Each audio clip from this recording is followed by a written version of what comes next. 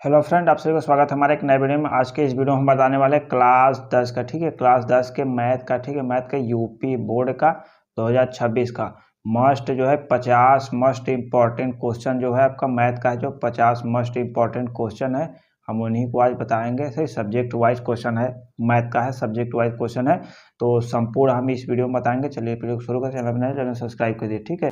बहुत ही important question जो 2026 में जो है पूछे जाएंगे वही वही क्वेश्चन हम बताएंगे, ठीक है। तो हमारा जो है कि पहला क्वेश्चन जो है देखेंगे, हमारा पहला है, ठीक है। पहला हमारा क्या है, यूक्लिड के विभाजन प्रमेय, ठीक है, को उदाहरण सही समझाइए। तो अब यूक्लिड के विभाजन प्रमेय को उदाहरण सहित अब अच्छी तरीके से यदि अगर पढ़ते हैं तो अब ये क्वेश्चन में आएगा, ठीक है। अब हमारा क्वेश्चन दो यहाँ पे, ठीक है, हमारा क्वेश्चन दो देखेंगे। तो क्वेश्चन हमारा दो क्या बोल रहा है कि 405, ठीक है। हमारा क्वेश्चन दो क्या बोल रहा है कि क्वेश्चन दो है 405 और 252 का एचसीएफ, ठीक है, एचसीएफ और एलसीएम ज्ञात कीजिए, ठीक है। आपको 405 और 252 का एचसीएफ और एलसीएम ज्ञात करना है। तो अब इसे 405 दिया है, 252 दिया है, तो यहाँ पे कोई और अंक हो सकता है, यहाँ पे कोई और अंक हो सकता है, लेकिन क्वेश्चन सिर्फ इसी प्रकार से ही आएगा, ठीक है। अब हमारा क्वेश्चन नंबर 3, यहाँ पे हमारा क्वेश्चन नंबर 3 क्या बोला है कि सिद्ध कीजिए कि अंडर टू एक अपरिमेय संख्या है। तो यहाँ पे अंडर टू की जगह पे अंडर रूट 3 हो सकता है, ठीक है, अंडर रूट 3 हो सकता है, अंडर रूट 2 प्लस 1 हो सकता है, ठीक है। यहाँ पे कोई भी संख्या हो सकता है, अंडर रूट 2 प्लस 1/3 हो सकता है, अंडर रूट 3 प्लस 1 हो सकता है। तो यहाँ पे ये संख्या हो सकता है, लेकिन क्वेश्चन जो है इसी पैटर्न से आएगा, ठीक है। जो हमारा क्वेश्चन है इसी पैटर्न से आएगा। आगे बढ़ते हैं क्वेश्चन नंबर 4 की तरफ। हमारा देखिए क्वेश्चन नंबर 4, हमारा क्वेश्चन नंबर 4 क्या बोला है कि सिद्ध कीजिए कि किसी भी अभाज्य संख्या का वर्ग और किसी भी अभाज्य संख्या का वर्ग 3 के, ठीक है, 3 के गुणज के रूप में नहीं है। तो इस प्रकार का क्वेश्चन जो है हमारे बोर्ड पेपर में अधिकतर बार आता है, और इसी प्रकार का ये क्या है कि इसी टाइप का क्वेश्चन आएगा। यहाँ पे बस यहाँ पे जो संख्या नंबर एक्सचेंज हो जाएगा, वर्ग 3 के गुणज के रूप में है, यहाँ पे और संख्या, यहाँ पे जो 3 है, यहाँ पे 3 का संख्या और हो सकता है, संख्या बदल जाएगा, लेकिन पैटर्न जो हमारा यही रहेगा। अब क्वेश्चन नंबर हमारा 5, क्वेश्चन नंबर 5 हमारा क्या बोला है, यदि दो संख्याएं 306 और 657 का एचसीएफ 9 है तो उनका एलसीएम ज्ञात कीजिए। तो हम इसमें इस वीडियो में हमको हल करके नहीं बताएंगे, ठीक है, हल करके नहीं बताएंगे। अब क्या करेंगे, हम इस वीडियो में हम आपको पूरा पैटर्न बता रहे हैं, ठीक है। पैटर्न हमारा क्या है कि यदि दो संख्याएं इतना 306 और 657, यहाँ पे संख्या बदल सकता है, 306 की जगह पे कुछ और हो सकता है, 657 की जगह पे कुछ और हो सकता है, 9 की जगह पे कुछ और हो सकता है, एचसीएफ की जगह एलसीएम हो सकता है। तो यहाँ पे क्या, ऐसे पैटर्न यही रहेगा, लेकिन आपको पेपर में ऐसा ही क्वेश्चन आएगा, ठीक है। उनका एलसीएम ज्ञात किया, यहाँ पे एचसीएफ बोला है तो यहाँ पे एलसीएम दे देगा, ठीक है। अब ये यहाँ पे ये एचसीएफ दे देगा, तो ऐसे ही क्वेश्चन आएंगे, ठीक है। आगे बढ़ते हैं। अब आ गया हमारा चैप्टर नंबर 2। चैप्टर नंबर 2 हमारा क्या है, बहुपद है। बहुपद से जितना भी इंपॉर्टेंट क्वेश्चन, ठीक है, आईएमपी क्वेश्चन ऐसे इंपॉर्टेंट क्वेश्चन है, उन्हीं क्वेश्चनों को हम इस वीडियो में बता रहे हैं, ठीक है। चलिए अब हमारा देखिए, अब हमारा क्या है क्वेश्चन नंबर 6। क्वेश्चन नंबर 6 क्या है, यदि अल्फा और beta 2x² minus 5x plus 3 equal to 0 है कि वर्गमूल अल्फा वर्गमूल, तो ठीक है, वर्गमूल है तो अल्फा प्लस बीटा और अल्फा इंटू बीटा ज्ञात कीजिए। यहाँ पे आपको एक समीकरण दिया गया है अल्फा और बीटा का, तो अल्फा और बीटा का मान पूछ रहा है, ठीक है। तो अब अच्छे तरीके से अब हल कर सकते हैं। यहाँ पे समीकरण ये दिया है, यहाँ पे समीकरण दूसरा हो सकता है, लेकिन पैटर्न हमारा यही रहेगा, क्वेश्चन का पैटर्न हमारा यही रहेगा, अल्फा प्लस बीटा और अल्फा इंटू बीटा पूछेगा। बस हमारा जो है ये समीकरण जो हमारा दिया गया है, समीकरण हमारा एक्सचेंज हो सकता है, दूसरा हो सकता है, बस, ठीक है।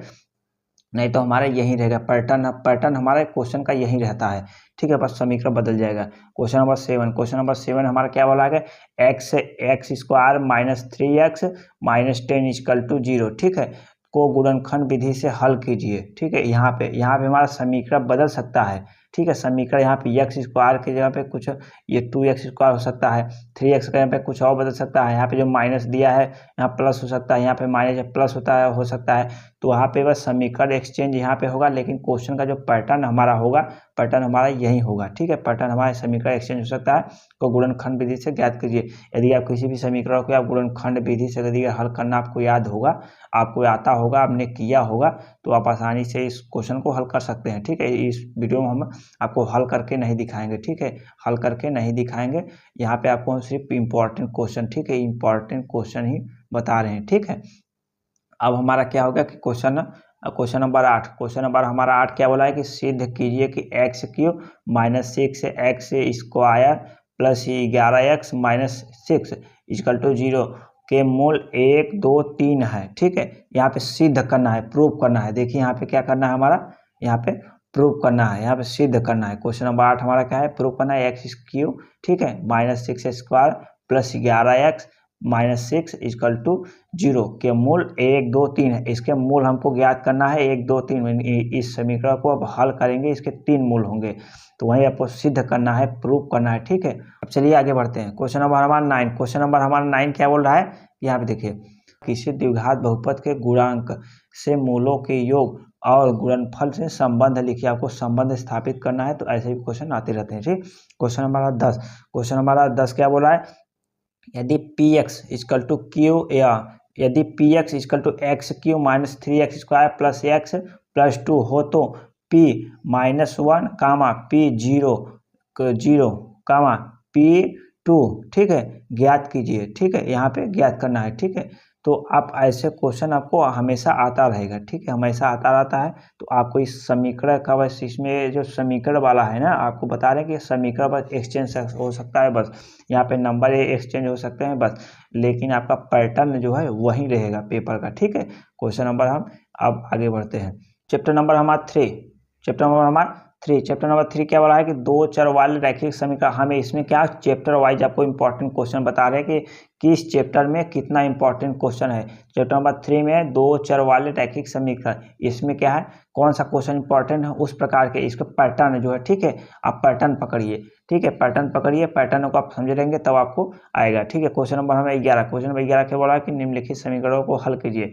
निम्नलिखित समीकरण दिया है 2x plus 3y equal to 8, x minus Y equal to 1। तो आपका हमारा बोले पहले ही आपको पेपर जो पैटर्न यही रहेगा, आपको समीकरण एक्सचेंज रहेगा। जो एक समीकरण इतना इक्वल टू 8 दिया है, यहाँ पे कुछ और हो सकता है, x minus Y equal to 1 दिया है, यहाँ पे कुछ और हो सकता है। तो आपका जो है क्वेश्चन का जो है समीकरण जो है बदल सकता है, लेकिन क्वेश्चन का जो पैटर्न है, आपका जो एक पैटर्न है, पैटर्न वही रहेगा, ठीक है। क्वेश्चन हमारा 12, क्वेश्चन नंबर हमारा 12 क्या बोल रहा है, देखिए क्वेश्चन नंबर हमारा 12, किस मान के लिए निम्नलिखित समीकरणों को हल नहीं है। तो इस समीकरण का जो है हल नहीं है, तो आपको ऐसे कहना, इस प्रकार के क्वेश्चनों का समीकरण एक्सचेंज हो सकता है, यह भी समीकरण एक्सचेंज हो सकता है, ठीक है, लेकिन जो है पेपर का जो है पैटर्न है वही रहेगा, ठीक है। अब आगे बढ़ते हैं क्वेश्चन नंबर 13 की तरफ। क्वेश्चन नंबर हमारा 13, क्वेश्चन नंबर देखिए हमारा 13 का प्रतिस्थापन विधि द्वारा हल कीजिए, ठीक है। प्रतिस्थापन, पहले समीकरण क्या था, गुणनखंड विधि था, ये प्रतिस्थापन विधि द्वारा इस समीकरण दोनों को हल करने के प्रतिस्थापन विधि और गुणनखंड विधि, एक एक क्वेश्चन आता है। देखिए यहाँ पे ऐसे दिया है, गुणनखंड विधि आपको याद हल करना आपको आता रहेगा, सही रहेगा, और प्रतिस्थापन विधि से आपको हल करना आना चाहिए, ठीक है। अब क्वेश्चन नंबर 14, क्वेश्चन नंबर हमारा 14 क्या बोला है, किसी वस्तु की कुल कीमत ₹2400 है, दो वस्तुओं के मूल्य का, ठीक है, अनुपात 3/5 है, ठीक है, दोनों के मूल्य ज्ञात कीजिए। तो ऐसे क्वेश्चन आपको यहाँ पे देखिए, यहाँ पे वस्तु की कीमत दे दिया है, तो यहाँ पे पेपर का पैटर्न जो है, ठीक है, प्रतिस्थापन विधि से यहाँ दिया है। तो इस प्रकार के पेपर का जो पैटर्न आपका यही रहेगा, क्वेश्चन यही रहेगा, बस क्वेश्चन बदल जाएगा उसका नियम, ठीक है। आगे बढ़ते हैं क्वेश्चन नंबर 15, क्वेश्चन नंबर 15 क्या बोल रहा है कि दो संख्याओं का योग 27 और अंतर 9 है, संख्याएं ज्ञात कीजिए। ये आपको पढ़ा होगा, ठीक है, ये आपको पढ़ा होगा, क्वेश्चन में आपने पढ़ा होगा, ठीक है। दो संख्याओं का क्वेश्चन नंबर याद तो नहीं है, लेकिन एक क्वेश्चन आप पेपर में है, वो बुक में है, ठीक है। संख्याओं का योग 27 है, अंतर 9 है, ठीक है, संख्याएं ज्ञात कीजिए। आगे बढ़ते हैं हमारा, देखिए अब हमारा गया चैप्टर नंबर 4, चैप्टर नंबर 4 क्या है, द्विघात समीकरण। अब चैप्टर वाइज हम बता रहे हैं, ठीक है, चैप्टर वाइज बता रहे हैं, आप अच्छे समझते रहिए, सही रहेगा। चैप्टर नंबर 4 हमारा में क्या है, क्वेश्चन नंबर 16 क्या है, 2x square minus 7x plus 3 equal to 0 को सूत्र को सूत्र विधि से हल कीजिए। तो ये सूत्र विधि से हल करने के लिए समीकरण दिया है। तो ये जो आपका समीकरण है ना, वो समीकरण एक्सचेंज हो सकता है, लेकिन क्वेश्चन का जो है पैटर्न है आपका, पैटर्न वही रहेगा। ठीक है, पैटर्न वही रहेगा जो है चैप्टर वाइज हम आपको बता रहे हैं। ठीक है, क्वेश्चन नंबर 17 क्या हो रहा है, किसी वर्ग का क्षेत्रफल 196 सेंटीमीटर है, सेंटीमीटर स्क्वायर है। ठीक है, सेंटीमीटर यहाँ पे स्क्वायर दे दिया है, उसकी भुजा ज्ञात कीजिए। ठीक है, उसकी भुजा ज्ञात करना है। किसी वर्ग का क्षेत्रफल, यहाँ पे देखिए, यहाँ पे 196 दिया है, नंबर एक्सचेंज हो सकता है, कोई और क्वेश्चन हो सकता है, किसी वर्ग की जगह पे कुछ और हो सकता है। ठीक है, उसका क्षेत्रफल ज्ञात करने के लिए दिया है, उसकी भुजाएं, क्षेत्रफल दिया है, उसकी भुजाएं ज्ञात करनी है, वर्ग के यहाँ पे आयत दे सकता है। ठीक है, तो ऐसे क्वेश्चन बनते हैं। ठीक है, तो आपके क्वेश्चन नंबर अब 18 चलते हैं। क्वेश्चन नंबर 18, क्वेश्चन नंबर हमारा 18 क्या बोला है, तो चैनल पर नए हो चैनल सब्सक्राइब कीजिए, वीडियो को लाइक कीजिए। ठीक है, ऐसे इंपॉर्टेंट प्रश्नों के लिए हमारे चैनल को सब्सक्राइब कीजिएगा। अब क्वेश्चन नंबर 18 पे है, किसी वस्तु को 40 सेंटीमीटर स्क्वायर की वेग से ऊपर फेंका जाता है, टी सेकेंड बार उसकी ऊंचाई h = 40t minus 5t square से दी गई है। वस्तु की अधिकतम ऊंचाई पर कब होगी। अधिकतम ऊंचाई पर मैक्सिमम, जैसे यहाँ पे फेंकी जा रही है तो वहाँ फेंकी जा रही है। ठीक है, किसी वस्तु के, तो यहाँ पे मैक्सिमम ऊंचाई जो ए है ना, यही आपको पूछ रहा है। तो आप इसको हल कर सकते हैं, ये बुक में है। ठीक है, ऐसे क्वेश्चन बुक में है। अब क्वेश्चन नंबर 19, क्वेश्चन नंबर देखिए हमारा 19, क्वेश्चन नंबर 19 क्या बोला है, 3x² माइनस 5x प्लस 2 = 0 के मूल ज्ञात कीजिए। ठीक है, मूल ज्ञात कीजिए। यहाँ पे आपको समीकरण का जो है, समीकरण का नंबर जो है, जो आपका नंबर है, देखिए यहाँ पे एक्सचेंज हो सकता है, लेकिन तरीका वही रहेगा, सब कुछ वही रहेगा। यहाँ पे नंबर सिर्फ एक्सचेंज हो सकते हैं, होकर के क्वेश्चन बनाया जाता है। आपका जो है तरीका है, जब मूल ज्ञात कीजिए, मूलों का ज्ञात करने का तरीका वही रहेगा। आपका समीकरण का जो है नंबर एक्सचेंज हो जाएगा, बटा में हो जाएगा, अंडर रूट में हो जाएगा। ठीक है, यहाँ पे बटा में कर देंगे। ठीक है, यहाँ पे 1/2 हो जाएगा, 1/3 करके ऐसे बटा में कर देंगे, लेकिन आपका नियम जो है वही रहेगा, जो हल करने का नियम है इसका वही रहेगा। मूल ज्ञात करने का जो नियम है, नियम सेम रहेगा। क्वेश्चन नंबर 20, क्वेश्चन नंबर 20 क्या बोला है, यदि द्विघात समीकरण के मूल समान हो तो उनके गुणांकों के बीच क्या संबंध होगा। ऐसे भी कुछ संबंधित क्वेश्चन आते रहते हैं। ठीक है, आपको संबंध ज्ञात करने के लिए, तो इस प्रकार के क्वेश्चन को आप हमेशा पढ़ते रहिए। ठीक है, इस प्रकार के क्वेश्चन को हमेशा पढ़ते रहिए इसे, और लगाते रहिए। ठीक है, अब चलिए आगे बढ़ते हैं। चैप्टर नंबर 5, चैप्टर नंबर 5 क्या है, अंक गणितीय। ठीक है, अंक गणितीय श्रेणी। ठीक है, अंक गणितीय श्रेणी। ठीक है, इसमें क्वेश्चन नंबर 21, क्वेश्चन नंबर 21 क्या है, एक एपी का प्रथम पद 2 है। ठीक है, और अंतर 3 है, इसका 10वां पद ज्ञात कीजिए। इसका 10वां पद क्या है, एपी का प्रथम पद। ठीक है, प्रथम पद क्या है, ए = कितना दिया है, 2 दिया है, अंतर हो गया डी, हो गया डी, इसका कुछ दिया है 3 दिया है। देखिए यहाँ पे डी = 3 दिया है। तो ऐसे ही इसका 10वां पद, ठीक है, 10वां पद ज्ञात करना है आपको, एन का मान दिया है।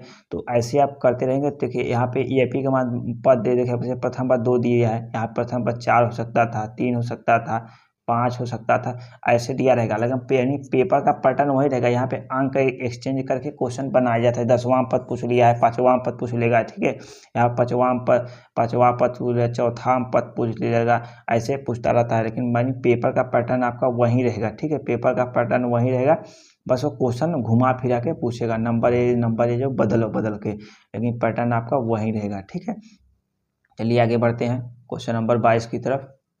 क्वेश्चन नंबर हमारा देखिए 22 क्या कह रहा है, किसी एपी के पहले 20 पदों का योग ज्ञात कीजिए, यदि ए = 5 तो डी = 2 हो। ठीक है, एपी के 20 पदों का योग, ठीक है, 20 पदों का योग ज्ञात कीजिए, और यदि ए = 5 दे दिया है, डी = 2। देखिए यहाँ पे वही क्वेश्चन वही है। ठीक, जनवा वो 10वां पद पूछा था, यहाँ पे ए डायरेक्ट दे दिया है, डी डायरेक्ट दे दिया है, प्रथम पद नहीं बोला है, ए और डी का मान दे दिया है। देखिए क्वेश्चन वही है, करना काम वही है, सिर्फ 21 की तरह, लेकिन यहाँ पे देखिए अलग तरीके से दिया है। तो बोले हैं ना कि पेपर का पैटर्न जो है क्वेश्चन का वही रहेगा, आपको सिर्फ भरमाया जाएगा। अब क्वेश्चन नंबर 23 क्या बोला है, सीधे कीजिए कि 1 4 7 10 एक एपी है। देखिए यहाँ पे आपको ए का मान ज्ञात करना है, एन का मान ज्ञात करना है। ठीक है, डी का मान ज्ञात करके, ठीक है, आप क्वेश्चन को हल कर सकते हैं। यहाँ पे बोला है अपने के एक दे दिया है, यानी पेपर का जो है आपका पैटर्न जो है वही रहेगा, क्वेश्चन का आपको हल करना आना चाहिए। ठीक है, हल करना आपको आना चाहिए यहाँ पे। चलिए अब चलिए हम क्वेश्चन नंबर 24 की तरफ चलते हैं। देखिए हमारा क्वेश्चन नंबर 24, क्वेश्चन नंबर 24 क्या बोला है, किसी एपी के पहले 20 पदों का योग 500 और प्रथम 3 पद है समानतः अंतर ज्ञात कीजिए। देखिए यहाँ पे डी अंतर ज्ञात करना के बोले कि अंतर बोला है। देखिए वहाँ पे मतलब इसमें ना आपको ए डी, ठीक, A D N A N इन्हीं चारों का जो है, ठीक है, यहाँ पे ए छोटा है, इन्हीं जो चारों का है इसी में आपको घुमाया फिराया जाएगा, ठीक है, इसे घुमा फिरा के पूछा जाएगा क्वेश्चन, ठीक है। यहाँ पे क्वेश्चन नंबर 25, देखिए यहाँ पे क्वेश्चन नंबर 25, क्वेश्चन नंबर 25, यदि 7वां पद 13 और 13वां पद 25 है तो एपी का प्रथम पद अंतर क्या है। आप देखेंगे इस प्रकार ये सभी सारे जो भी क्वेश्चन आपके बुक में है आप टिक मार लीजिएगा, ठीक है। इन सभी क्वेश्चनों को आपके अपने बुक में जो है, ठीक है, बुक में देखकर ऐसे प्रश्नों का इन्हीं प्रश्नों का आप टिक कर लीजिए, ऐसे मार्क कलेक्ट करके उन्हें क्या किया, बार बार सॉल्व किए, ठीक है, बार बार सॉल्व करें, बार बार सॉल्व करें, तो इससे क्या होगा, आपको आसानी से आ जाएगा ऐसे क्वेश्चन। और ऐसे क्वेश्चन आपको बार बार आता है तो हमने क्या किया है ना, 5 ईयर, ठीक है, 5 ईयर्स से जो भी प्रश्न, ठीक है, जो भी प्रश्न बार बार आ रहे थे उन्हीं प्रश्नों को हमने लिया है, ठीक है। और एक हमने इम्पोर्टेंट क्वेश्चन का सीरीज बनाया है, तो आप ऐसे टिक मार करके रख लीजिए, ऐसे टिक मार कर रख लीजिए, तो आपको आसानी होगी पढ़ने में, ठीक है। चलिए आगे बढ़ते हैं, क्वेश्चन नंबर 26। देखिए हमारा क्वेश्चन नंबर 26 पर हम चैप्टर नंबर आगे हम अपना त्रिभुज में आ गए, चैप्टर नंबर 6, ठीक है। देखिए हमारा चैप्टर नंबर 6 हमारा त्रिभुज में ट्रायंगल्स में आ गए। हमें क्वेश्चन नंबर 26 बन गया। क्वेश्चन 26 क्या है, सिद्ध कीजिए कि यदि किसी त्रिभुज की एक भुजा की समांतर रेखा अन्य दो भुजाओं के समान अनुपात में विभाजित करती है। आपको यहाँ सिद्ध करना है, तो आपको सिद्ध करना आना चाहिए, ठीक है। त्रिभुज का मेन यही है, त्रिभुज में क्या है, मेन सिद्ध करना। क्वेश्चन नंबर 27, सिद्ध कीजिए कि समान क्षेत्रफल वाले दो त्रिभुजों के संगत भुजाएं समान अनुपात में है, ठीक है। आपको सिद्ध करना आना चाहिए, बुक का प्रश्न है, ठीक है। अपने बुक में से इन प्रश्नों को टिक कर लीजिए, टिक करके बार बार लगाइए, ठीक है, बार बार लगाइए, आपको आसानी से समझ में आने लगेगा, ठीक है। क्वेश्चन नंबर 28 का एक समकोण त्रिभुज की भुजाएं 3 सेंटीमीटर, 4 सेंटीमीटर, 5 सेंटीमीटर है, तो सिद्ध कीजिए कि एक समकोण त्रिभुज है। यहाँ पे बोला है कि एक समकोण त्रिभुज की भुजाएं इतना 3, 4, 5 है, तो सिद्ध करना है कि यहाँ एक समकोण त्रिभुज है, ठीक है। क्वेश्चन नंबर 29, क्वेश्चन एक और क्या हो रहा है, समान त्रिभुजों की समान भुजाएं का अनुपात उनके क्षेत्रफलों के अनुपात के वर्ग के बराबर होता है, तो सिद्ध कीजिए। यहाँ पे कह रहा है समान त्रिभुजों की समान भुजाओं का अनुपात उनके क्षेत्रफल के अनुपात के वर्गों के बराबर होता है, यही आपको सिद्ध करना है, ठीक है। तभी प्रश्नों को बार बार लगेगा, आसानी से आपको समझ में आ जाएगा। अब क्वेश्चन हमारा 30 क्या है, किसी त्रिभुज के पाइथागोरस प्रमेय को सिद्ध कीजिए। किसी भी त्रिभुज का आपका ट्रायंगल बना करके उसके पाइथागोरस प्रमेय को, ठीक है, पाइथागोरस प्रमेय को जो है कर्ण का स्क्वायर, ठीक, कर्ण का स्क्वायर, लंब का स्क्वायर प्लस आधार का स्क्वायर, जो तो उन्हीं को आपको सिद्ध करना है किसी त्रिभुज को बनाकर, ठीक है। आगे हम आप चैप्टर नंबर 7 क्या है, निर्देशांक और ज्यामिति। इससे भी जो भी इंपॉर्टेंट क्वेश्चन है और उन्हीं क्वेश्चनों को हम बताएंगे जो कि बार बार आ रहा है बोर्ड पेपर में।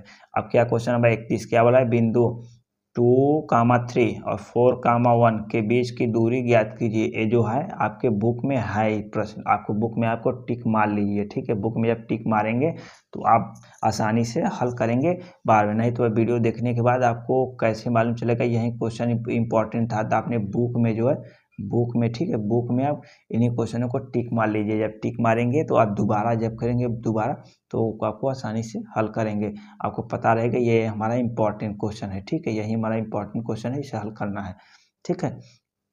चलिए अब आगे बढ़ते हैं इसमें जो बिंदुओं के बीच की दूरी ज्ञात करना था। अब क्वेश्चन नंबर हमारा 32, क्वेश्चन नंबर देखिए हमारा 32 क्या है, क्वेश्चन नंबर 32 क्या है, बिंदु 1, 2, 5, 4 को जोड़ने वाली रेखाओं का अनुपात 3:1 अनुपात को विभाजित करने वाले बिंदु का निर्देशांक। जो आपका अनुपात वाला क्वेश्चन है ना, एक क्वेश्चन पक्का आता है, 1 से 2 क्वेश्चन आपको पक्का आता है, तो आपको अनुपात वाला क्वेश्चन आपको 3/1 के अनुपात में विभाजित करता है, बिंदुओं का निर्देशांक ज्ञात कीजिए। तो ऐसे प्रश्नों को आप बार बार हल कीजिए। अब इस प्रश्न को आपको अपने बुक में टिक मार लीजिए, ठीक है। अब क्वेश्चन नंबर 33 क्या वाला, बिंदु 2,3 4,7 6,3 द्वारा बनाए गए त्रिभुज का क्षेत्रफल ज्ञात कीजिए। ऐसे त्रिभुज का क्षेत्रफल भी ज्ञात करने के लिए आता है निर्देशांक ज्ञानती में, तो आप आसानी से सब ऐसे प्रश्न जानते हो, एकदम हलवा है। आप यदि का हल करने आपको आ जाएगा ना, तो ऐसे प्रश्न आपको ना हलवा लगेंगे, ठीक है। क्वेश्चन नंबर 34, क्वेश्चन नंबर 34 क्या बोला है, सिद्ध कीजिए कि बिंदु 1,3 4,6 7, 10 एक ही सीधी रेखा पर स्थित है, ठीक है।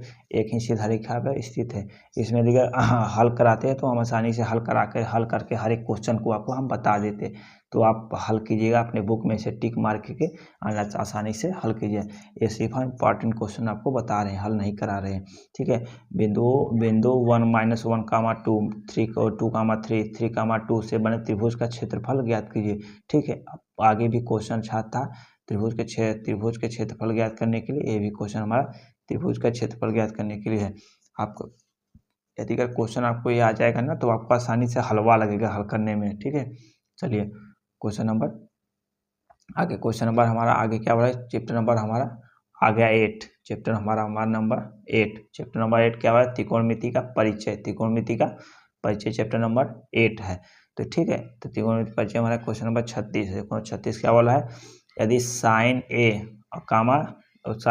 इक्वल टू 3/5, ठीक है, तो cos ए और tan ए ज्ञात कीजिए। देखिए यहाँ पे साइन हमारा ए दिया है, साइन ए दिया है और बोल रहा है cos ए ज्ञात कीजिए और tan ए ज्ञात करने के लिए, ठीक है। अब क्वेश्चन नंबर 37 क्या है कि सिद्ध कीजिए कि sine square A plus cos square A equal to ये हमारा एक सूत्र है। तो आपको इसी सूत्र को आपको सिद्ध करने के लिए, प्रूव करने के लिए बोल रहा है, ठीक है। तो आप प्रूव करेंगे। ये अच्छा क्वेश्चन है, ठीक है, अच्छा क्वेश्चन। यदि अगर आपको इसे क्वेश्चन नंबर 37 को करेंगे आपको मजा आएगा, ठीक है, अगर समझ में आएगा तब। क्वेश्चन नंबर 38 क्या बोला कि सिद्ध कीजिए कि 1 + tan square A equal to sec square ए।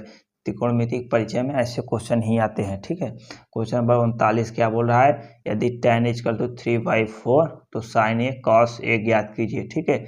यहाँ पे आप देखेंगे, यहाँ पे ए में क्या दिया था, साइन ए। देखिए यहाँ पे देखिए कि ए में साइन ए इक्वल टू 36 में साइन ए इक्वल टू 3/5 दिया था। यहाँ पे देखिए tan ए दिया है, 3/4 दिया है, cos ए और tan ए पूछ रहा है। यहाँ देखिए साइन ए cos ए। हमने क्या बोला था कि क्वेश्चन का पैटर्न वही रहेगा। देखिए क्वेश्चन का पैटर्न वही है, साइन ए यहाँ पे है, यहाँ पे tan ए, ठीक है। अब हल करने का तरीका अलग अलग होगा। अब यहाँ पे साइन ए पूछ रहा है, cos ए पूछ रहा है, यहाँ पे cos ए tan ए, देखिए वही है, पर आपको घुमा दिया है, घुमा फिरा कर पूछ रहा है, ठीक है। अब क्वेश्चन नंबर 40, क्वेश्चन नंबर हमारा 40 क्या बोल रहा है, ठीक है। त्रिकोणमितीय अनुपातों को त्रिकोणमितीय अनुपातों के किसी दो मानों के बीच संबंध ज्ञात कीजिए। त्रिकोणमिति का अनुपात होगा, अनुपातों का किसी दो संबंध ज्ञात करना है, सिद्ध करना है, ज्ञात करना ही करना है, सिद्ध करना है, ठीक है। अब क्वेश्चन आगे बढ़ते हैं।